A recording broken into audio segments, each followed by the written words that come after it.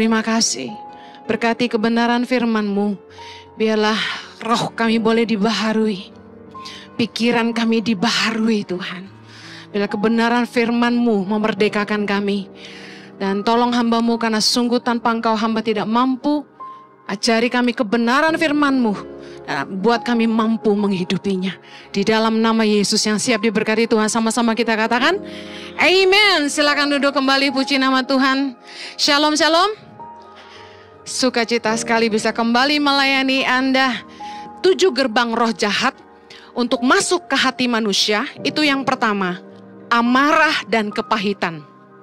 Yang kedua, iri hati atau kedengkian. Yang ketiga, cinta uang dan pengkhianatan. Yang keempat, bisikan pikiran jahat yang diterima dalam hati. Yang kelima, kebohongan dan keserakahan. Yang keenam, keras hati atau tidak mau bertobat. Yang ketujuh, kesombongan dan kemunafikan. Saya akan buka dalam Lukas 11 ayat 24 sampai 26. Judul perikopnya, kembalinya roh jahat. Kita baca sama-sama. Apabila roh jahat keluar dari manusia, ia pun mengembara ke tempat-tempat yang tandus, mencari perhentian, dan karena ia tidak mendapatnya, ia berkata, aku akan kembali ke rumah yang telah kutinggalkan itu. Maka pergilah ia dan mendapati rumah itu bersih tersapu dan rapih teratur. Ayat 26. Lalu ia keluar dan mengajak 7 roh lain yang lebih jahat daripadanya. Dan mereka masuk dan berdiam di situ. Maka pada akhirnya keadaan orang itu lebih buruk dari keadaannya semula. Tahukah Anda bahwa Yesus sedang mengajarkan kepada kita, kalau Anda pernah mengenal Tuhan, menerima Yesus sebagai Tuhan dan Juru Selamat, dan pernah dipenuhi Roh Kudus, Anda harus jaga harta yang terpendam dalam hati kita, itu rohnya sendiri. Amin. Ketiadaan roh Allah dalam hidup kita bisa menyebabkan roh jahat kembali. Saya akan bahas 2 poin ini di mana dikatakan apabila roh jahat keluar dari manusia, ia pun mengembara menjadi tempat-tempat yang tandus untuk menjadi perhentian. Tempat-tempat yang tandus, dry places, bicara soal hati atau kehidupan orang yang tandus secara spiritual, yang artinya apa? Tidak ada persekutuan dengan Tuhan. Hidupnya kering, nggak ada Tuhan. Orang yang nggak punya Tuhan dalam hidupnya, dia suka merasa kesepian, dry. Kemudian bisa juga kita terjebak, kelihatan kita masih aktif pelayanan, tapi hidup kita nggak berkenan. Lalu terjadi apa? Kita merasa burn out, kita kering. Kalau ada yang sering bilang, kok aku kering? Periksa hatimu. Orang yang tidak punya takut akan Tuhan di dalam hatinya, bicara tanah yang tandus. Dikatakan rumahnya kosong, waktu roh jahat itu nggak menemukan tempat lain, dia balik lagi ke rumahnya yang dulu dia tempati, ditemukan rumah itu bersih, rapi, teratur. Bicara soal apa? Seseorang yang hatinya sudah dibersihkan dari roh jahat sebelumnya, tetapi kosong. Bicara soal kekosongan rohani, ketiadaan roh Allah di dalam batin kita. Yang menjadi celah bagi roh jahat yang semula sudah pergi kembali, bahkan membawa 7 roh yang lebih jahat kembali. Anda perhatikan kenapa orang Kristen pelayanan bilang dirinya hamba Tuhan, tapi bisa jahat banget. Kok temen yang sama-sama bilang Kristen, tahu firman, kok bisa jahat banget? Karena orang gak sadar. Dia udah kosong. Dan roh jahat balik. Bisa gak roh jahat balik ke hidup kita? Saya sama Pastor Jojo pernah melayani pelepasan seorang hamba Tuhan yang kerasukan setan. Kok bisa? Kita akan lanjut di poin yang keempat. 1, 2, 3 Anda bisa dengar di khotbah yang lain. Gerbang roh jahat masuk ke hati kita. Yang keempat, bisikan pikiran jahat yang diterima dalam hati. Ingat kisah Yudas. Yudas Iskariot itu diganggu sama roh jahat. Film apa kemarin? The Last Supper, ya. Berapa banyak yang nonton film The Last Supper? Saya boleh lihat tangannya? Oke, yang sudah nonton pasti sedikit ngerti ini. Bahwa karena Yudas ini punya kepentingan. Mengikut Yesus karena ingin jabatan, kekuasaan. Dia berharap Yesus jadi raja. Ingat cerita itu? Nah, dia heran kenapa Yesus gak mau sih jadi raja padahal bisa. Makanya akhirnya karena dia putus asa, kepentingannya gak sampai, dia bikin rencana baru, kepikiran. Gimana kalau gue jual aja nih? Dia mau hianati Yesus dan dia tawarin kepada imam-imam kepala, apa yang akan engkau berikan kepadaku kalau aku menyerahkan dia kepadamu? Itu penawaran dia. Keserakahan Yudas ini membuat celah bagi iblis masuk. Kita lihat dalam Yohanes 13 ayat yang kedua.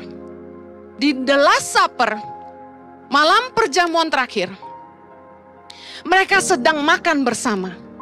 Dan iblis telah, baca, membisikkan rencana dalam hati Yudas Iskariot, anak Simon, untuk mengkhianati dia. Perhatikan. Karena keserakahan, cinta uang, Yudas buka hati, iblis masuk. Lalu iblis membisikkan rencana jahat di hatinya untuk mengkhianati Yesus. Tapi, apakah dia mengikuti pikiran bisikan jahat itu? Atau tidak? Tergantung Yudas. Tentu kita tahu kisahnya, Yudas mengikuti pikiran jahat. Dia pergi dan mendatangi imam yang kepala dan barter. What will you give me if I bring him to you? Apa yang akan engkau berikan kepadaku kalau aku menyerahkan dia? Dan mereka kasih dia 30 keping uang perak. Dengar baik, setiap kita harus sadar ini, bahwa pikiran manusia itu cenderung jahat. Jangan munafik, kita itu selalu punya pikiran jahat. Iblis senantiasa membisikkan pikiran jahat kepada kita. Contoh, ketika Anda punya kesempatan untuk korupsi, Anda butuh banget uang. Di rumah istri sudah ngomel-ngomel, duit kurang. Mesti bayar cicilan, mesti bayar uang sekolah anak. Dan di kantor ada tawaran. Ayolah, bantu saya. Kamu minta berapa di bawah meja?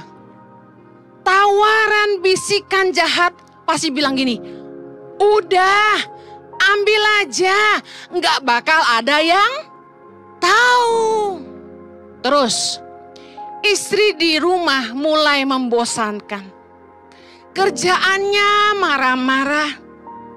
Semua udah mulai luntur dan kendur. Kemudian di kantor ada teman kerja atau mitra bisnis yang kelihatan mempesona. Pikiran jahat mulai masuk. Udah, berteman aja. Siapa tahu kan istri kamu tidak tahu. Jujur nggak? Pikiran jahat selalu menggoda kita, yes or no? Mari kita lihat firman Tuhan, Kejadian 6 ayat yang kelima. Ketika dilihat Tuhan bahwa kejahatan manusia besar di bumi dan bahwa segala kecenderungan hatinya selalu membuahkan kejahatan semata-mata. Dosa yang masuk ke dunia ini telah merusak hati manusia. Kecenderungan kita selalu kepada kejahatan. Makanya orang lebih gampang diajarin yang jahat daripada yang baik. Coba anak masih kecil baru lahir, suruh pukul temennya, gak usah diajarin. Ilmu boxing gak tahu siapa yang ngajarin. Bener gak? Tapi untuk melakukan sesuatu yang baik butuh ditanam. Anda bisa lihat, sejak zaman Nabi Nuh, pikiran jahat itu sudah jadi sifat alami manusia. Makanya Tuhan marah. Yesus juga mengajarkan dalam perjanjian baru bahwa pikiran jahat manusia itu muncul dari hati. Kita lihat Markus 7 ayat 21 sampai 22. Ngeri hati kita ini. Kita baca yuk sama-sama. Sebab dari dalam, dari hati orang timbul segala pikiran jahat, percabulan, pencurian, pembunuhan, perzinahan, keserakahan, kejahatan, kelicikan, hawa nafsu, iri hati, hujat, kesombongan, kebebalan. Coba perhatikan kata-kata Yesus ini. Ngeri gak sama hati kita ini? Ngeri. Makanya gak heran Amsal 4:23 berkata, jagalah hatimu dengan segala kewaspadaan. Jangan pernah merasa benar. Jaga hatimu. Tipis sekali kita jatuh. Dari dalam, dari hati orang timbul segala pikiran jahat. Percabulan. Real. Pikiran jahat itu muncul di hati. Karena itulah Yesus memperingatkan bahwa pertobatan di luar tanpa pertobatan di dalam batinnya orang tidak akan membuat pertobatan itu bertahan lama. Saya ulangi. Yesus mengajarkan di firman Tuhan kita gak boleh hidup dalam kemunafikan. Yang setuju katakan amin. Orang yang munafik hanya tampak benar di luar, tapi bobrok di dalam. Yesus itu kalau marah gak ragu-ragu. Dalam Matius 23 dia caci maki orang Farisi. Ibu Heni kalau khotbah marah-marah, nothing dibanding Yesus. Saya diperingatkan, kalau khotbah jangan suka nyindir-nyindir orang. Gue gak nyindir elu, tapi kalau lu merasa itu elu, bertobat. Serius, kalau saya khotbah ala Yesus, Anda sakit hati semua sama saya. Yesus kalau marah gak main-main loh. Pulang baca Matius 23. Saya bacain satu ayat aja di ayat 27. Celakalah kamu. Ih, gawat. Hai ahli-ahli Taurat dan orang-orang Farisi. Hai kamu orang-orang munafik. Sebab kamu sama seperti kuburan yang dilabur putih. Orang disamain kayak kuburan, bayangin. Yang sebelah luar memang bersih tampaknya. Tapi sebelah dalamnya penuh tulang belulang dan pelbagai jenis kotoran. Yesus kalau ngeri kalau ngomong. Yesus memperingatkan kita. Langsung mikir, wah boleh juga. Lu kalau nyolong dapat semiliat, kerja berapa lama ngumpulin semiliat? Itu namanya udah diikutin. Tiap kali pikiran jahat muncul, kalau Anda tidak menanggapinya dan Anda langsung menolaknya, Anda menang. Markus 8 ayat 33. Anda ingat waktu Yesus menyampaikan tentang penderitaan yang akan dialaminya kepada murid-muridnya? Bahwa dia akan diserahkan kepada tua-tua, disalibkan, lalu akan bangkit 3 hari, ingat? Kemudian Petrus mendekati Yesus dan bilang gini, jangan pikir gitu, jangan ngomong gitu. Nggak akan terjadi seperti itu. Kedengarannya kayak baik ya. Nih murid bela Yesus. Tapi Yesus menengking dia dan berkata, enyahlah iblis. Sebab engkau bukan memikirkan apa yang dipikirkan Allah, melainkan apa yang dipikirkan manusia. Kalau iblis mulai bisikin kita melalui suara hati atau melalui teman di kanan kiri, tengking. Ada orang-orang yang mulai masukin. Contoh, ada orang yang saya kenal dekat. Anaknya didiagnosa sakit. Sakitnya ini agak unik. Karena batuk pilek yang tidak kelar. Ternyata bisa masukin virus itu ke jantung. Bingung saya, ini sakit apa? Makin aneh-aneh aja zaman sekarang. Anaknya harus minum obat seumur hidup katanya. Kemudian saya tanya, apakah sudah dites jantungnya? Apakah benar sudah terdampak? Dia bilang belum ada kepastian. Ya udah jangan nangis duluan, saya bilang. Lawan dengan iman. Dokter bisa ngomong apapun, Tuhan lebih sanggup. Dan saya bilang gini, dia cerita sama saya. Temen aku cerita, Ci. Katanya, wah bener loh. Anak lu baik-baik. Jangan dikasih olahraga, jangan dikasih keluar dulu. Itu nanti begini dan begini begitu. Yang ada dia gak bisa tidur. Katanya bisa autoimun lah, dari jantung jadi autoimun. Anaknya mengeluh, mama aku gatal-gatal kulitnya. Wah langsung drop dia. Bener tuh kan temen gue bilang autoimun. Bener nih anak gue sekarang gatal-gatal. Udah langsung nyangkut di otaknya omongan orang itu. Temennya tuh siapa? Tuhan. Masa anak gatal-gatal bisa aja alergi? Langsung bilang, bener kata temen gue. Jadi autoimun nih anak gue. Saya langsung bilang gini, hey dengar. Kalau anakmu sakit, jangan cerita kemana-mana. Kamu cerita kemana-mana, itu sama aja perkataan iman. Coba Anda ngomong sama 1000 orang. Anak gue sakit, nah itu perkataan iman gak? Giliran masalah disebut-sebut. Kemenangan yang disebut-sebut. Amen. Dan yang paling penting begini. Waktu Anda cerita sama orang, orang mulai kasih masukan. Oh bener loh. Yang lalu parah loh. Anda bukannya tambah takut? Imanmu jadi ngedrop, setuju? Dengar baik. Orang bisa bisikkan yang tidak membangun. Tapi kamu harus katakan begini, anakku sembuh. Anakku sehat. Jantungnya normal. Anakku gak akan minum obat seumur hidup. Anakku akan baik-baik aja. Seperti itu loh menengking suara iblis. Menengking pikiran jahat yang masuk.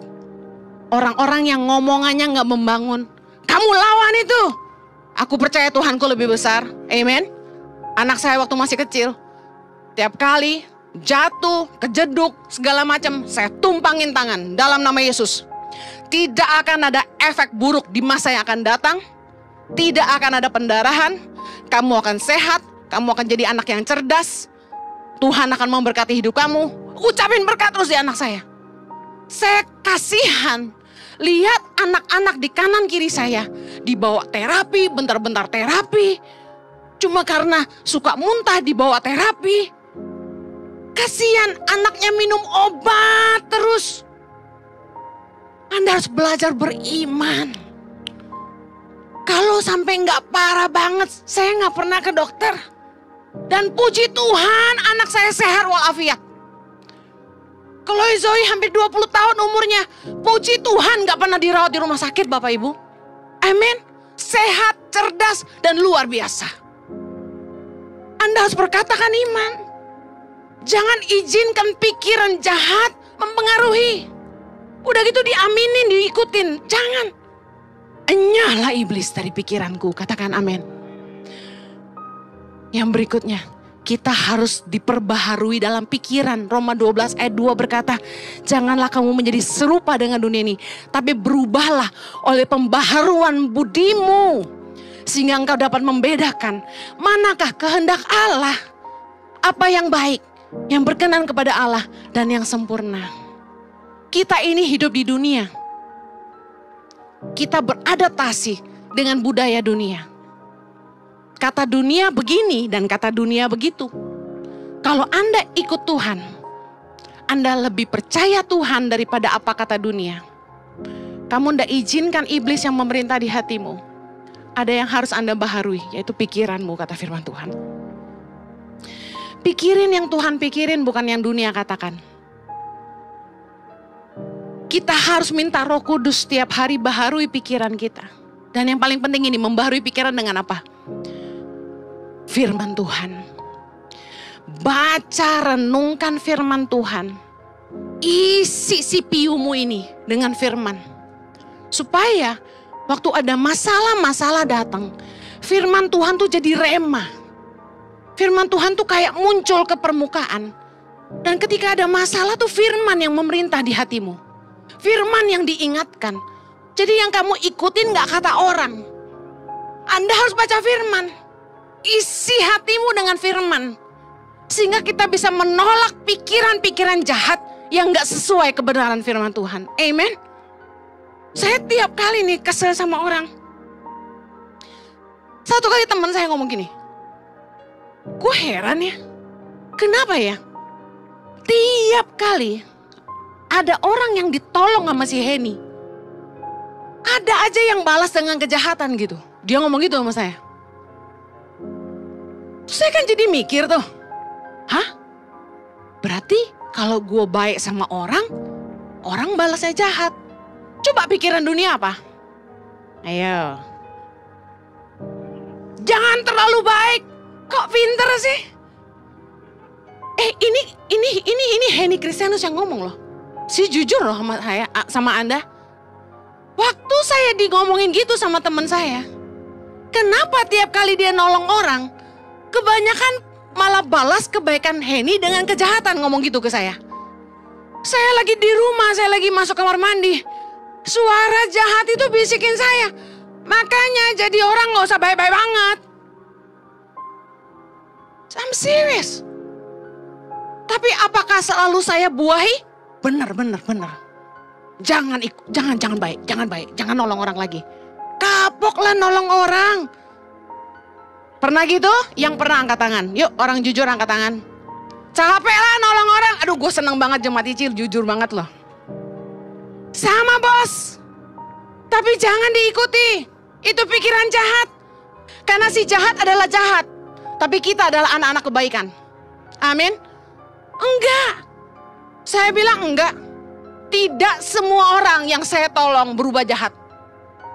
Kebanyakan kita terlalu dipengaruhi sama pendapat haters. Which is only 5% out of 100. Sebenarnya yang gak suka sama kita, yang membalas kebaikan kita dengan kejahatan cuma 5%. Yang membalas kebaikan kita dengan kebaikan ada 95%, bahkan 99%. Saya mau yang baca Instagram itu dibangun.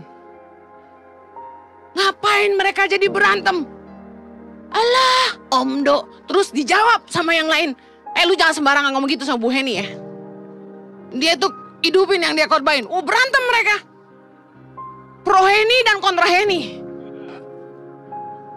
Gak membangun. Gua gak penting. Yesus yang penting. Amen. Saya kasih tahu. Kalau pikiran jahat datang, melemahkan iman kita, membuat kita berhenti berbuat baik, langsung tolak dalam nama Yesus. Isi firman.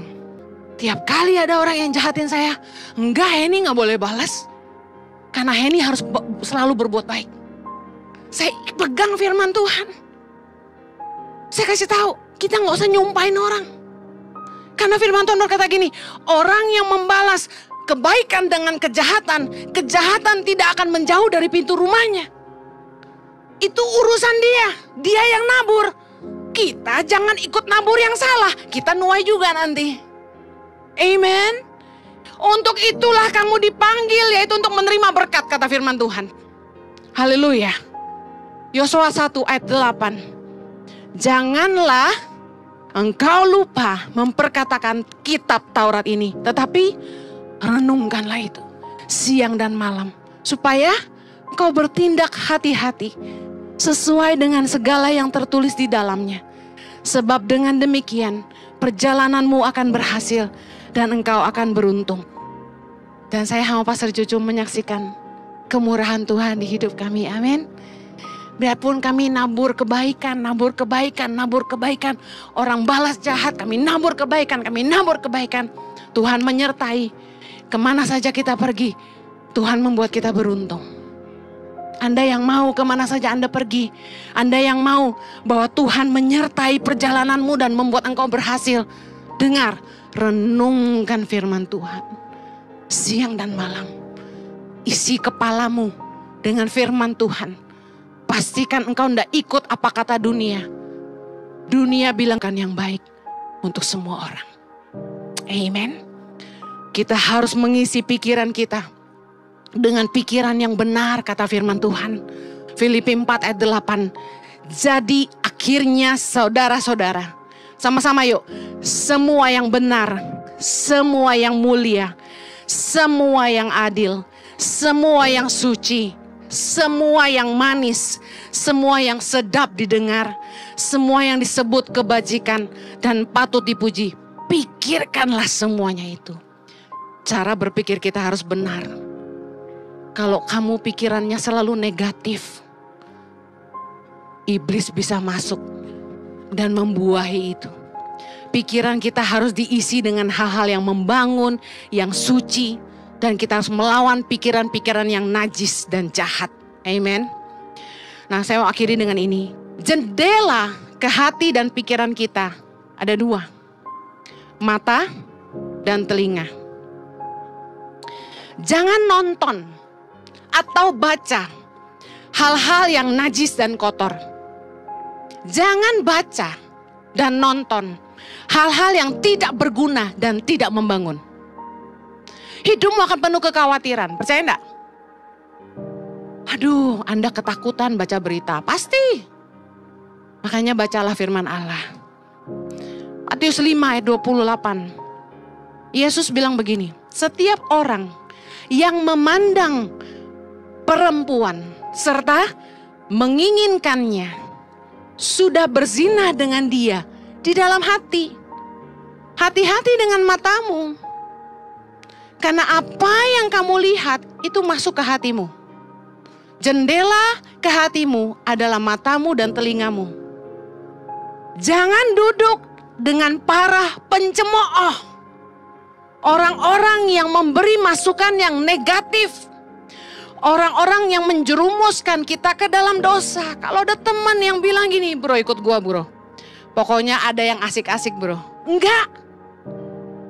Wah lu takut sama istri bro? Enggak, gue ngerti kebenaran.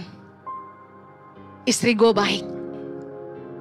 1 Korintus 5 bilang gini ayat 11. Tetapi yang kutuliskan kepada kamu ialah supaya kamu jangan bergaul dengan orang yang sekalipun menyebut dirinya saudara adalah sama-sama orang cabul, kikir, penyembah berhala, pemfitnah, pemabuk atau penipu. Dengan orang yang demikian, janganlah kamu sekali-kali makan bersama. Enggak Hen, gua itu filternya kenceng. Aman bos, duduk sama orang cabul gua gak jadi cabul. Duduk sama orang kikil, penyembah berhala, penfitnah, pemabuk, penipu, gua ikut minum dikit doang. Kira-kira percaya? Saya lebih percaya firman Tuhan. Sekalipun menyebut dirinya saudara, jangan duduk makan bersama. Ini keras banget. Yang terakhir Mazmur 1 ayat 1. Berbahagialah orang yang tidak berjalan menurut nasihat orang fasik. Yang tidak berdiri di jalan orang berdosa. Yang tidak duduk dalam kumpul pencemooh. Anda kumpul sama orang-orang ini. Orang fasik, orang berdosa, pencemooh. Anda ngotorin hatimu. Kalau Anda mau menang dalam hatimu terhadap pikiran jahat, Anda harus belajar menawan pikiranmu, kata firman Tuhan. 2 Korintus 10 ayat 5 bilang gini, kami mematahkan setiap siasat. Ayo semua pegang kepalanya, yuk. Terserah mau jidat, mau di atas, terserah. 3, 2, 1. Kami mematahkan setiap siasat dan setiap kubu yang dibangun oleh keangkuhan manusia untuk menentang pengenalan akan Allah. Kami menawan segala pikiran dan menaklukkannya kepada Kristus. Katakan amin. Pikiran jahat harus ditawan, dikendalikan, dan dibawa untuk tunduk kepada Kristus. Jangan ikuti pikiran jahat. Tundukkan pikiranmu kepada kebenaran Kristus. Isi dengan firman. Yakobus 4 ayat 7 berkata, karena itu tunduklah kepada Allah dan lawanlah iblis, maka ia akan lari daripadamu. Kalau Anda ingin usir iblis dari pikiranmu, tundukkan dirimu kepada firman Allah. Pikiranmu masih tunduk sama firman. Jangan lawan firman Tuhan. Enggak lah. No. Don't be the man of excuses. Jangan bikin alasan. Taati firman Tuhan. Kenapa Saul kerasukan setan? Karena dia tidak taat sama firman. Jangan hidup dipimpin oleh pikiran jahat. Iblis bisa merasuki kita dengan pikiran jahat. Jangan diikuti, lawan dan taklukkan. Yang mau katakan amin. Kita berdoa. Bapa di sorga, kami berdoa agar Tuhan melindungi pikiran kami dari segala pikiran najis dan kotor. Lindungi pikiran kami dari pikiran-pikiran jahat. Lindungi pikiran kami dari pikiran-pikiran yang negatif. Dari kekhawatiran dunia. Tuhan jauhkan dari polusi-polusi duniawi yang membuat kami tidak memikirkan firman. Tapi penuhilah pikiran kami dengan firman Allah. Supaya hidup kami senantiasa berpegang kepada firman. Dan kami menaklukkan pikiran kami kepada kebenaran Kristus. Terima kasih Tuhan. Bebaskan umat-Mu dari segala pikiran jahat. Setiap kali ada iblis yang mencoba membisikkan pikiran-pikiran jahat, Tuhan buat mereka mampu untuk melawannya. Di dalam nama Yesus. Umat yang berkemenangan sama-sama kita katakan, Amen. Have a blessed Sunday. God bless you.